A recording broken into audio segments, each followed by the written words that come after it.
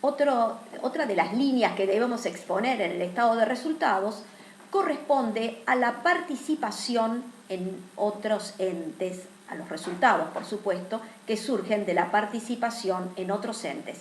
Esas participaciones accionarias, cuando hay control o hay influencia significativa, hemos visto que se miden a su valor patrimonial proporcional. Ello hace que periódicamente, cuando el ente emisor de esa información contable genera resultados positivos o negativos, habrá que reconocer la participación sobre esos resultados, y esa participación en los resultados es la que exponemos en este ítem, participación, resultados por la participación en otros entes. Pero también puede ser que en el momento en que se incorporó la inversión que se midió a valor patrimonial proporcional, se determinó un mayor valor de la inversión. Eso lo habíamos visto cuando hablamos de la medición de inversiones permanentes a valor patrimonial proporcional y su exposición dentro del rubro participaciones en otros entes. En el momento cero, la inversión se mide al costo, y el costo sería representativo del total pagado. El total pagado, habíamos dicho, no se corresponde con el porcentaje de participación sobre el patrimonio neto contable. ¿Por qué? Porque, por ejemplo, no todas las partidas del estado de situación patrimonial del ente en el cual se está participando, no todas las partidas están medidas a valores corrientes. A lo mejor hay bienes de uso medidos al costo. Por lo tanto, esas partidas, en el momento que han sido medidas al costo, en el momento que se presenta un estado de situación patrimonial especial para el cálculo del valor patrimonial proporcional cuando se está adquiriendo ese paquete accionario, hace que esas partidas también sean medidas a valores corrientes. Y eso daría un complemento al estado de situación patrimonial de cierre del ente en el cual participamos. Eso daría entonces la necesidad de reconocer un complemento, que sería la diferencia entre las medidas contables de determinados activos o pasivos medidas al costo contra su valor corriente. Si eso corresponde, como no podría ser de otra manera, a un mayor valor, porque si fuera un menor valor, tendría el ente emisor de esa información contable, tendría que haber bajado las partidas a un valor, considerando un tope que es el valor recuperable, y tendría que haber reconocido una pérdida. Entonces, ese complemento, que siempre tendría que ser superior, daría el mayor valor de la inversión de acuerdo con el porcentaje de participación que tenga el ente inversor. Pensemos que ese mayor valor de la inversión está asociado a un bien, por ejemplo, amortizable. Se trata de un edificio o una máquina. Entonces, ese mayor valor de la inversión que se reconoció en el momento cero, a medida que transcurre el tiempo, el ente emisor de esa información contable fue depreciando los bienes considerando, por supuesto, el costo.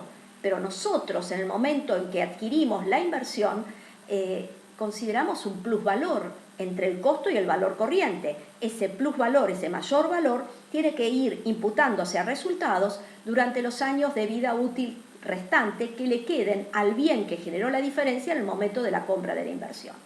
Eso significa que ese mayor valor va a dar origen a una variación patrimonial acreditando el mayor valor y debitando una partida. ¿Qué partida? La depreciación que genera esta baja del mayor valor, es la depreciación del bien. Pero nosotros no podemos calcular o reconocer la depreciación del bien. Lo que tenemos que hacer es ir dando de baja el mayor valor. Por lo tanto, ese mayor valor se está refiriendo como contrapartida a un menor resultado de nuestra participación accionaria. Por eso, si la variación patrimonial fue un débito a la cuenta resultados por participación en otras sociedades, la contrapartida habrá sido acciones BPP mayor valor. Entonces, en este ítem, resultados por participaciones en otras sociedades, vamos a estar exponiendo la porción que corresponda al reconocimiento de la participación de los resultados que ha generado el ente emisor y la participación que como inversores tenemos nosotros, pero además también va a estar incorporando la baja de ese mayor valor, cuando, por supuesto cuando corresponda, porque si lo que generó ese mayor valor en el momento de la compra, ese mayor valor de la inversión fue dado por diferencias en la medición de inmuebles, pero de terrenos que no sufren desvalorización, por supuesto que no va a tenerse que reconocer ninguna baja en el mayor valor.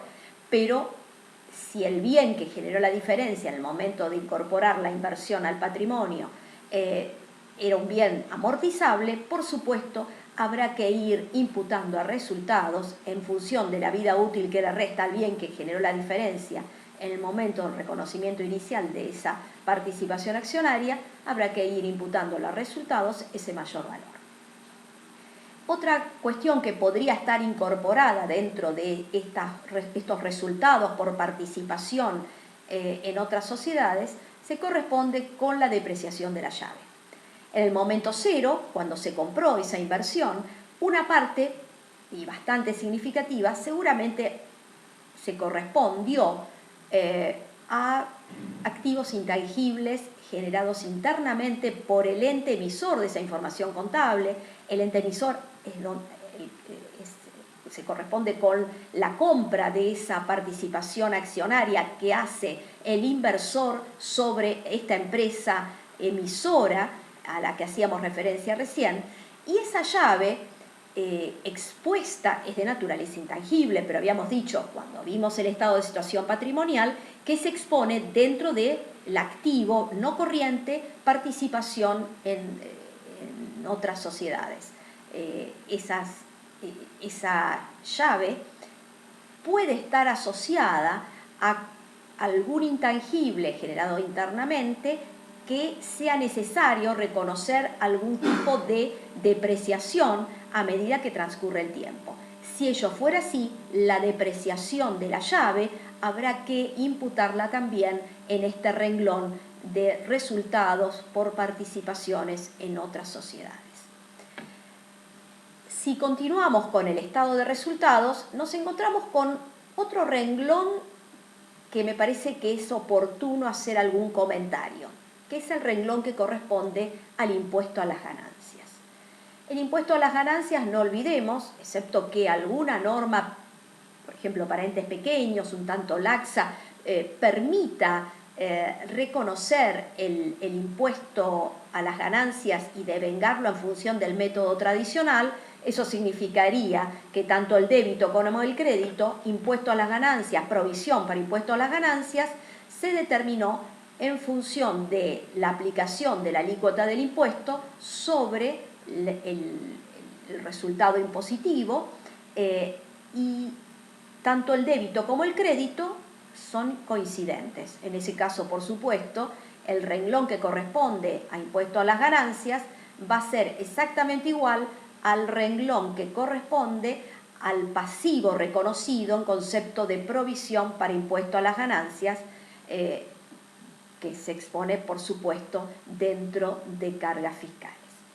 Pero seguramente que el ente va a tener que, no todos los entes se encuadran como entes pequeños, y tendrá que determinar el devengamiento del impuesto a las ganancias considerando el método del impuesto diferido basado en el estado de situación patrimonial. ¿Qué significa ello? Que va a tener que aplicarse la alícuota del impuesto a las ganancias sobre el resultado contable, depurado de aquellas diferencias que con el resultado impositivo que no van a tener efecto impositivo en el futuro. Van a tener que calcular ese impuesto a las ganancias entonces aplicando la alícuota impositiva sobre el resultado contable, decía, depurado de esas diferencias sin efecto impositivo en el futuro. ¿A qué nos referimos cuando hablamos de diferencias que no tienen efecto impositivo en el futuro? Algún gasto que pueda no ser deducible desde el punto de vista impositivo y que sí está devengado y que corresponde desde el punto de vista contable su devengamiento, o algún reembolso, alguna deducción, algún beneficio impositivo que está contabilizado y que por supuesto no tiene efecto impositivo en el futuro. Bueno, esas partidas que decíamos que no tienen efecto impositivo en el futuro, van a sumar o restar de la ganancia impositiva, de la ganancia contable, y eso va a dar lugar, ganancia contable más menos partidas que no tienen efecto impositivo futuro, va a dar origen al cálculo de un resultado que le aplico la alícuota del impuesto a las ganancias, y eso se considera dentro del estado de resultados como impuesto a las ganancias. Podría ocurrir que las partidas que no tengan efecto impositivo en el futuro superen al resultado positivo contable, o que en vez de ser un resultado contable positivo sea negativo, y entonces en vez de tener un resultado que va a ser sujeto a un pago de impuesto en el futuro, resulta que tengo un quebranto impositivo. Ese quebranto impositivo también se contabiliza, pero siempre como ganancia, por supuesto. ¿Por qué? Porque existe la posibilidad, si acaso lo permitiera la legislación impositiva, que esos quebrantos impositivos sean aplicados en el futuro para pagar menos impuestos.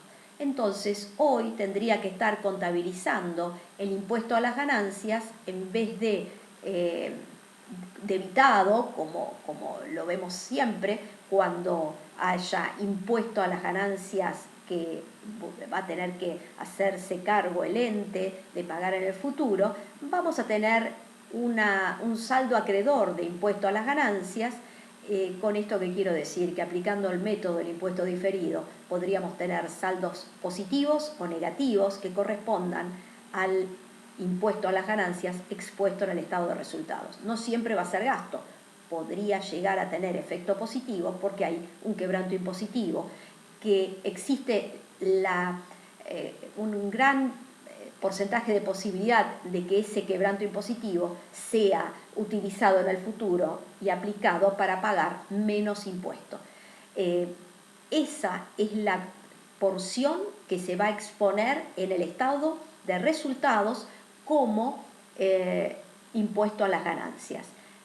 Recordemos que no necesariamente, si existen partidas que tienen efecto impositivo en el futuro, que van a generar activos o pasivos de acuerdo a que haya que pagar o me ahorro el pago de impuesto de las ganancias en el futuro, eso hace que lo que estoy reconociendo como cargo del estado de resultados no coincida con lo que dice la FIP que vamos a tener que pagar. Esas diferencias que tienen efecto impositivo futuro de activo o pasivo son las que expusimos por su neto en el pasivo como cargas fiscales o como otros créditos si acaso teníamos activos por impuesto diferido.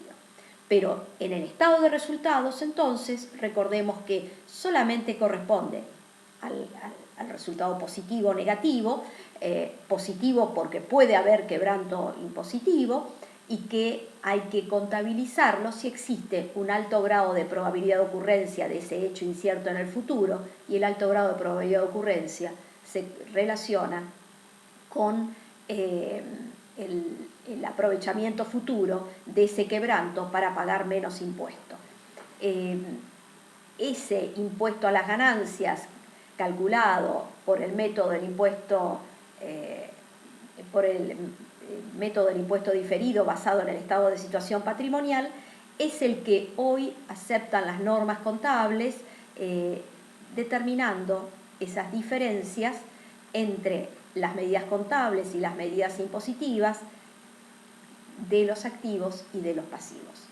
Así que con esto vamos a terminar este bloque para continuar con el estado de resultados.